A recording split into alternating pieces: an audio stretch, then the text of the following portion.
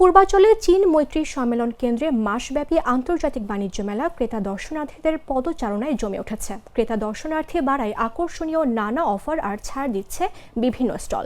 বাণিজ্য মেলায় দেশীয় সব পণ্যের স্টলগুলোতেও ক্রেতাদের ভিড় সবচেয়ে বেশি। বিক্রিতে খুশি ব্যবসায়ীরা। সবচেয়ে বেশি আগ্রহ দেখা গেছে পাট পণ্যে।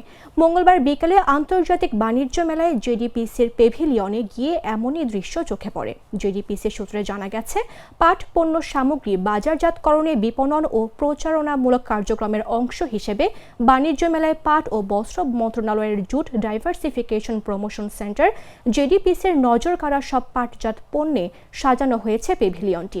এখানে সারা দেশের অসংখ্য ক্ষুদ্র উদ্যোক্তাদের তৈরি 288টি দৃষ্টিনন্দন পাট পণ্য শোভা পাচ্ছে।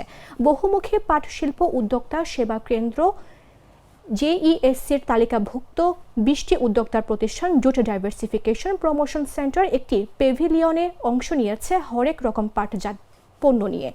এখানে রয়েছে শতরঞ্জি পাটের তৈরি টেবিল ম্যাট, পাপোশ ও তাঁতের তৈরি ladies vanity, travel hand purse, mobile, laptop, tablet, iPad এবং সব ধরনের অফিস ব্যাগ। পাশাপাশি 3 পিস পাঞ্জাবি, শার্ট, নকশি কাঁথা, বেডশিট, লেডিস এবং জেন্টস ফতুয়া, মেক্সি, শতরঞ্জি, ওয়ালমেট পণ্য বিক্রি হচ্ছে।